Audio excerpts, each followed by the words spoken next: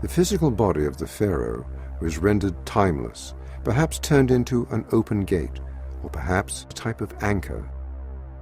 It was heavily supplied with all manner of spells, amulets, talismans, and other forms of magical protection.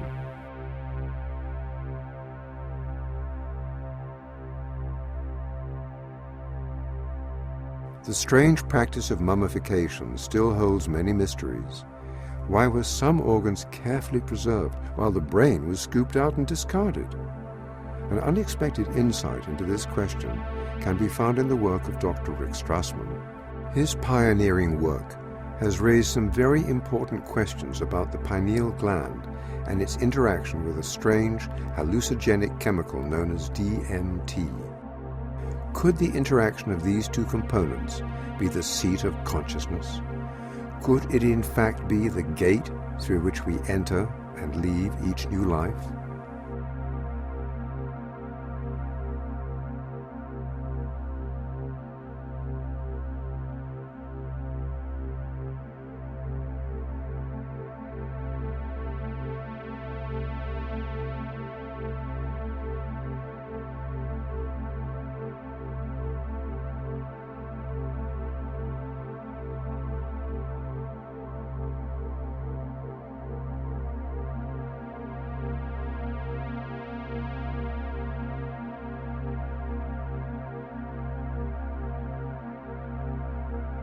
In terms of how the study started, I was interested in seeing if I could determine a biological basis of mystical states.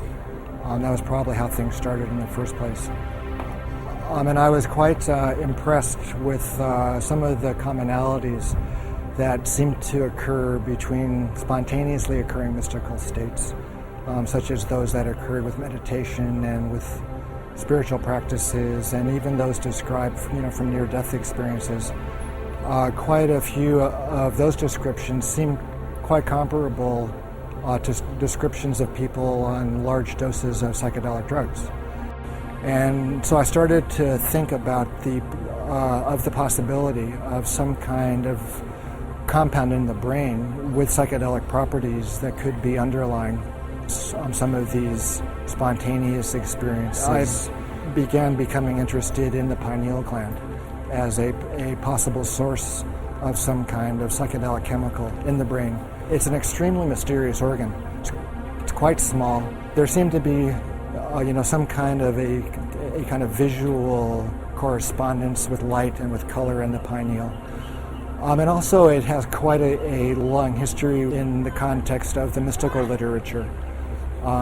It's been described as the third eye and as the crown chakra, those kinds of things. And it's spoken of as being activated when people attain quite high mystical states.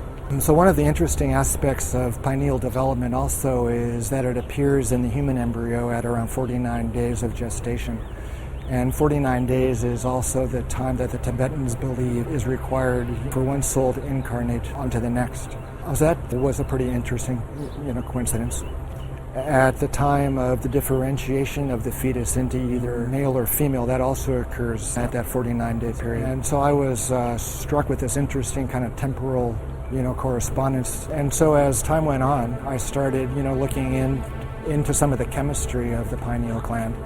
And it seemed as if it was capable of making a compound called DMT.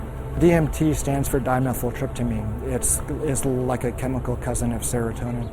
And it's quite a profound hallucinogenic type of chemical.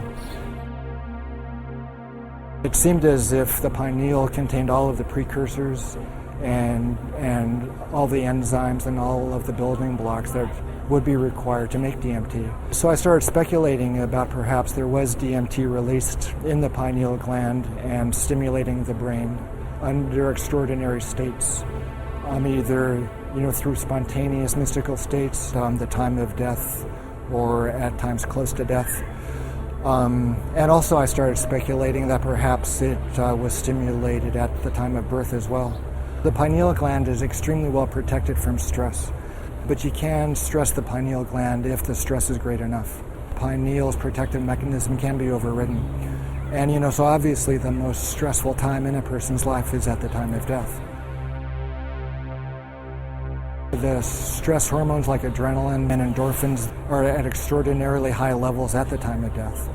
And so that could, possibly stimulate the formation and the release of DMT from the pineal gland at that time. And so you can, conceive of an individual's consciousness at the time of death being exposed to this big flash of DMT. And so the last thing that one is conscious of in the body is the release of this huge amount of this incredible psychedelic compound.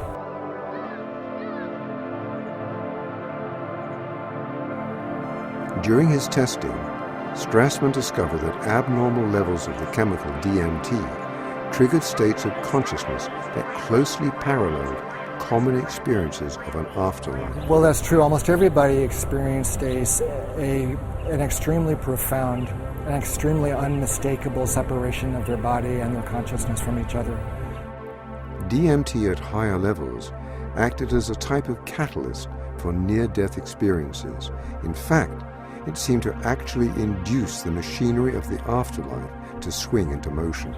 I suppose one of the most unexpected aspects of the study's results was the frequency with which people described a kind of contact with these intelligent kinds of entities that were conscious of them and interacted with the volunteers in this quite strange space.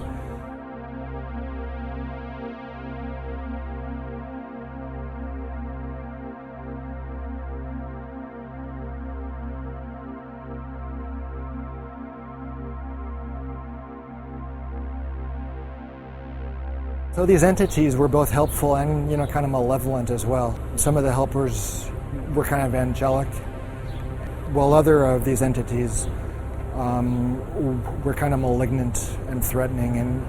And actually a handful of the volunteers experienced, some traumatic encounters with these entities.